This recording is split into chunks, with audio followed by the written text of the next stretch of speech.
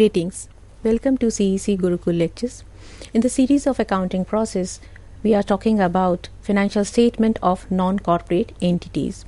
In our previous lecture, we talked about how to record a transaction, how to generalize the entry, then posting that transaction into the ledger, then balancing of account, trial balance, and in our previous lecture we talked about the income statement, and wherein we talked about how to prepare the trading and profit and loss account. In today's lecture we are going to talk about this position statement, which is known as balance sheet. Balance sheet is a statement of financial position of a business concern at a given date. It is called a balance sheet because it is a sheet of balances of those ledger accounts which have not been closed till the preparation of trading and profit and loss account. So all those ledger accounts which are not closed till the preparation of trading and profit and loss account are to be shown in the balance sheet, and this balance sheet is known as a position statement because it depicts the financial position of a business concern on a particular date. A balance sheet is not only a statement, it is an account. It is only a statement, it is not an account. It has no debit and credit side.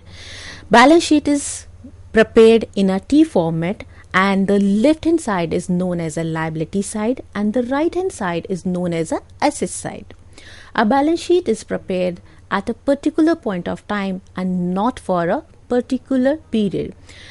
Trading and profit and loss account are prepared for a particular period because they depict the financial performance of a company, wherein this balance sheet depicts the financial position of a firm on a particular date.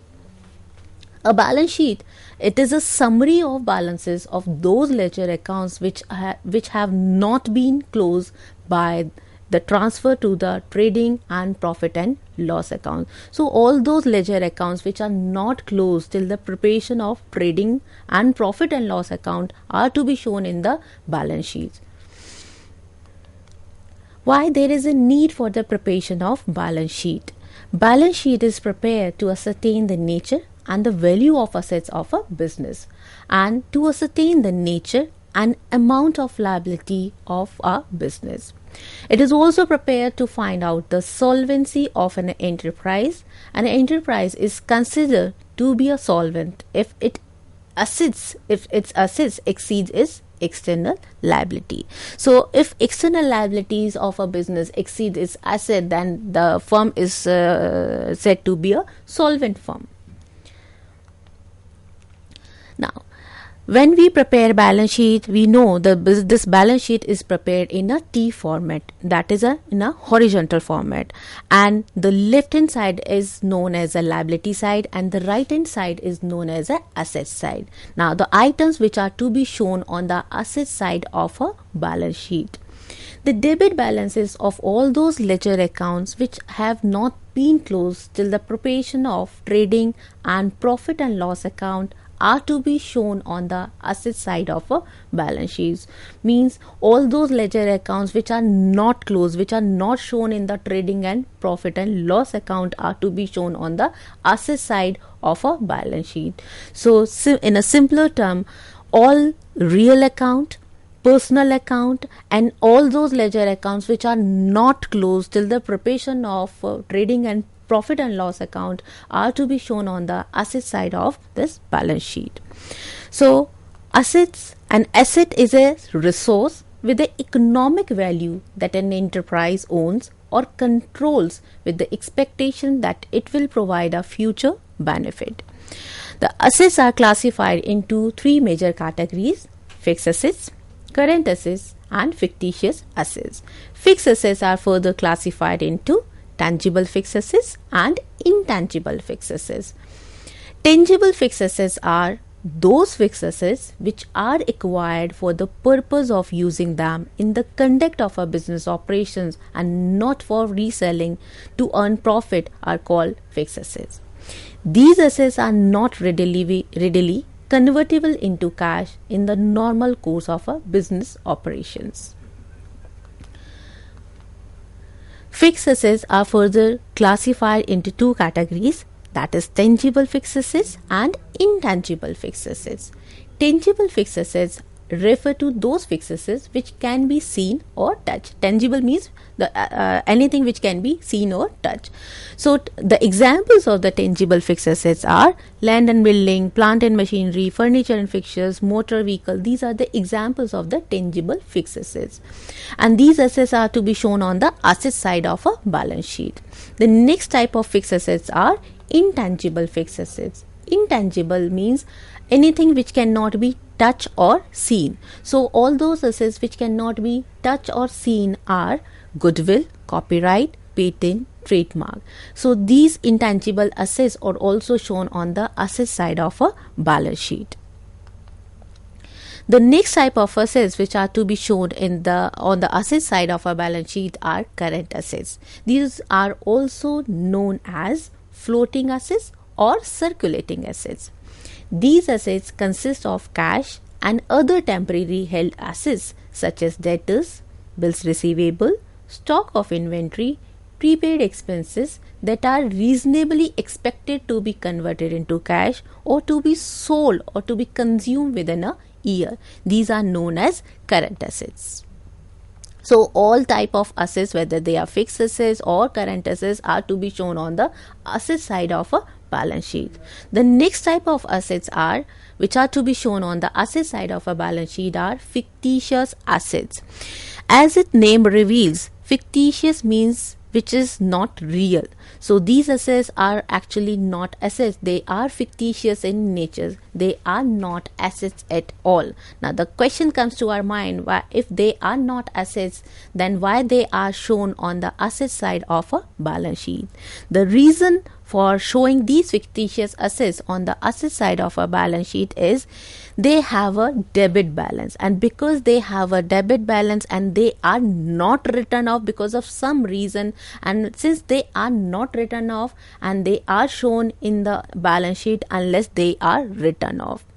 The part which is written off will be shown in the profit and loss account, and the amount part which is not written off will be shown in the balance sheet. So this can be understood by these examples. The examples of the fictitious assets are preliminary expenses. Preliminary expenses are those expenses which incurred before the incorporation of a business. The other example of fictitious assets is discount allowed on issue of shares, loss incurred on issue of debentures, debit balance of profit and loss account. These are the examples of fictitious assets. Actually these are not assets, these are expenses, and these are to be shown in the balance sheet just because of the reason they have a debit balance. Unless they are written off, they are to be shown in the balance sheet, and the part you are writing off will be shown in the profit and loss account. Let's understand this with the example.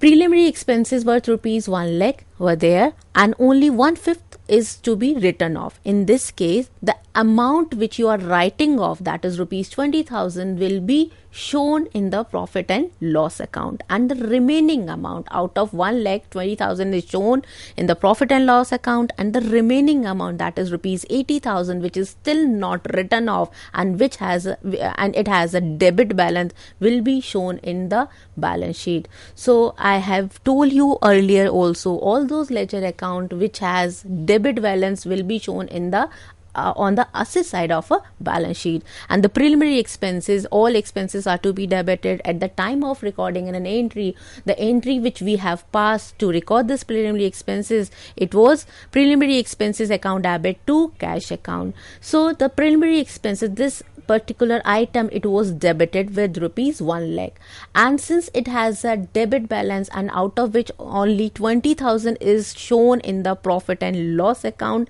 and still there is a debit balance of rupees 80,000, and since this account has a debit balance of rupees 80,000, and all those ledger accounts which has a debit balance will be shown on the asset side of a balance sheet. Now, the items which are to be shown on the liability side of our balance sheet. There are two sides of our balance sheet. One is asset side and one is liability side. And on the liability side, which items are to be shown on this side? all those ledger accounts which has a credit balance and which are not closed till the preparation of the trading account and profit and loss account are to be shown on the liability side of a balance sheet.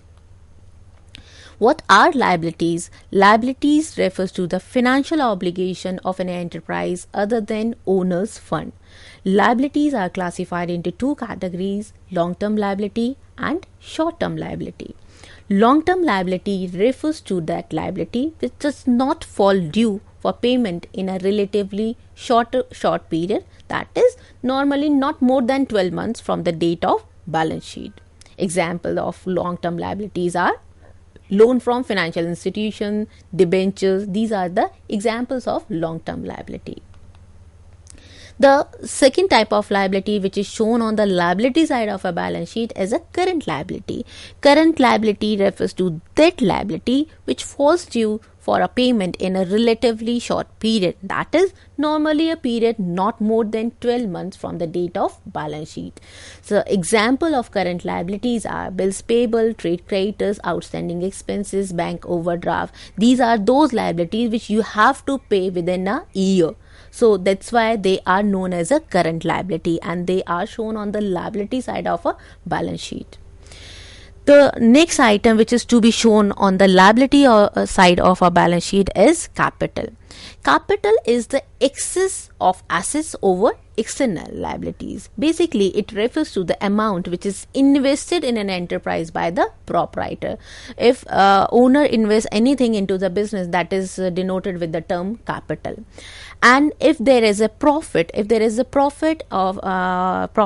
then that amount of profit will be added to this capital, and if there is a loss, then that amount of loss will be deducted from this capital, and this capital will be shown on the liability side of a balance sheet. There are two more terms which you need to focus upon, that is contingent liability and contingent asset. These terms are really very important. Contingent liability, as its names reveal, the liability which is not actual but which may depend on the happening or non-happening of an event. So the liability which is not actual liability, if it is not an actual liability, that means it is not to be shown on the liability side of a balance sheet. Then where it is to be shown? The contingent liability which is not an actual liability, which depends on the happening or non-happening of a future event. So these liabilities are to be shown as a footnote in the balance sheet, and the examples of the contingent liabilities are bills of exchange discounted but not yet matured, claim against the company not acknowledged as debt, that is suit for damages against the company which it is defending, and areas of fixed cumulative dividend on preference shares, uncalled liability on partly paid shares held as investment. So these were the examples of the contingent liability. Contingent liability is shown in the footnote of a balance sheet, not inside the balance sheet, since this liability is not fixed, this liability is not confirmed till date. So the liability which is not an actual liability will not be shown inside the balance sheet, it will be shown outside of the balance sheet as a footnote. The next point is contingent asset. Contingent asset is a possible asset that arises from the past events, the existence of which will be confirmed only by the occurrence or non-occurrence of one or more uncertain future events, not wholly within the control of enterprise.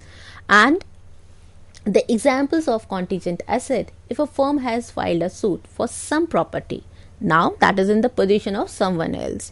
If the suit is decided in the firm's favor, the firm will get the property, and at that moment it is a contingent asset. Now the question comes here, where this contingent asset is shown. Whether this contingent asset is shown inside the balance sheet? Answer is no. Since it is a contingent asset, it is not confirmed asset. If it is a confirmed asset, then it would be shown inside the balance sheet. Since it is a contingent asset, and it would not be shown inside the balance sheet, and As same like contingent liability, it would not be shown as a footnote of a balance sheet. It would not be shown outside of the balance sheet because this contingent asset should not be disclosed in the financial statement following the accounting concept of prudence. In our previous lecture, we have done with some concepts and conventions, and wherein we talked about the convention of prudence, which states that all probable losses are to be recorded but not gains, and because of that concept, this contingent asset is not shown as a footnote of the balance sheet, wherein only contingent liability is shown as a footnote of a balance sheet. Now, how to present the balance sheet? So this grouping and marshalling is all about how to present the balance sheet. It is about the presentation of balance sheet. The real and personal account. There are three types of accounts. We talked about all these accounts in our previous lecture, that there are three types of accounts: real account, personal account, and nominal account. So all items of nominal account, all items which are related with the nominal account are to be shown where? In the trading and profit and loss account, and all the items which are pertaining with the real and personal accounts are to be shown in the balance sheet. Now, how to present the balance sheet? For that, grouping and marshalling is there.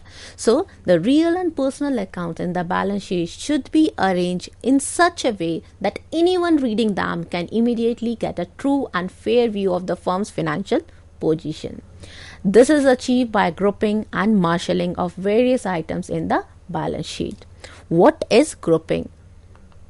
The term grouping means putting together under the common heading the items of same nature. For example, the term trade debtors should include the accounts of only debtors arising from the credit sale of goods, not from lending of money. This is grouping.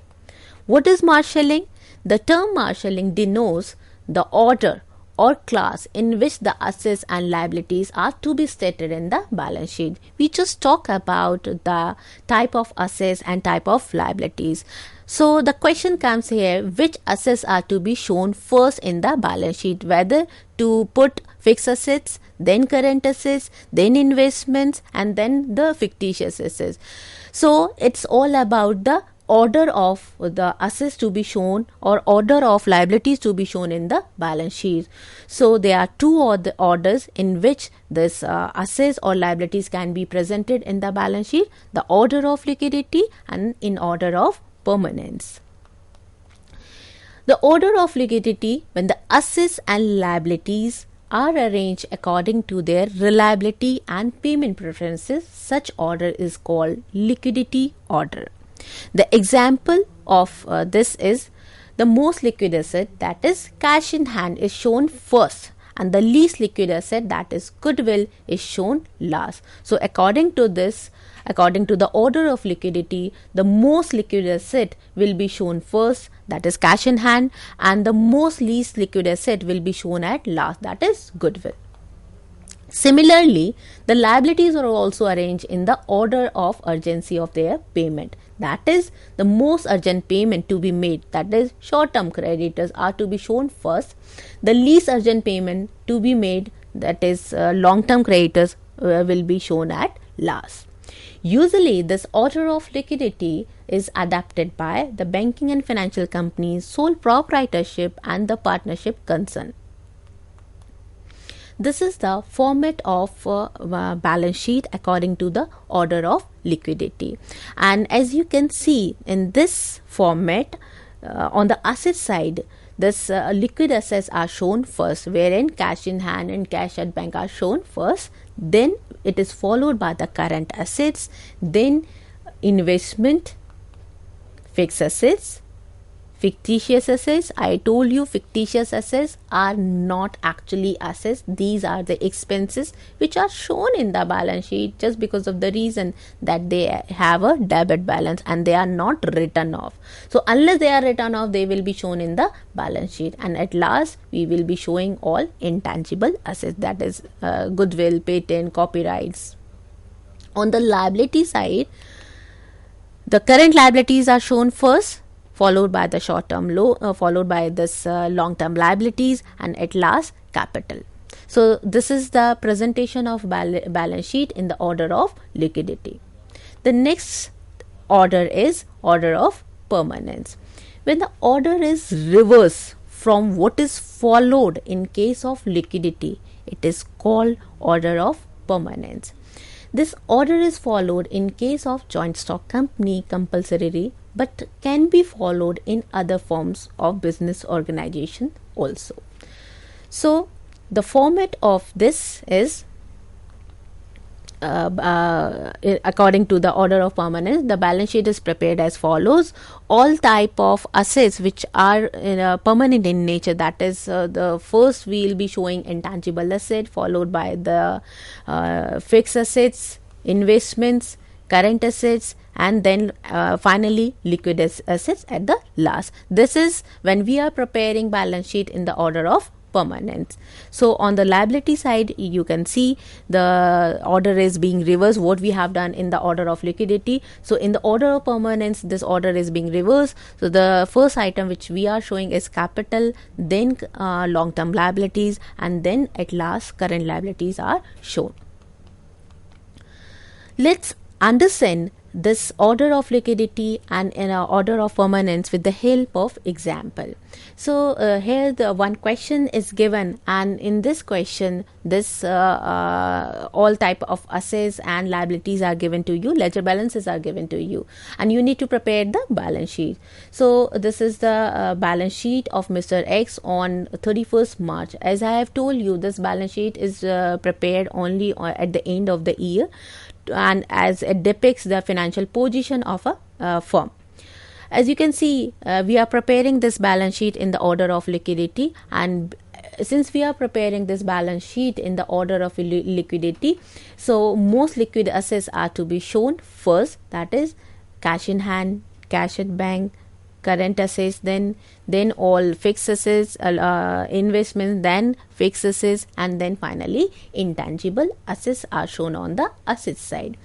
As you can see on the liability side, the most urgent payments are to be shown on the liability side first, that is we are beginning with the current liabilities, then long-term liabilities, and then finally capital.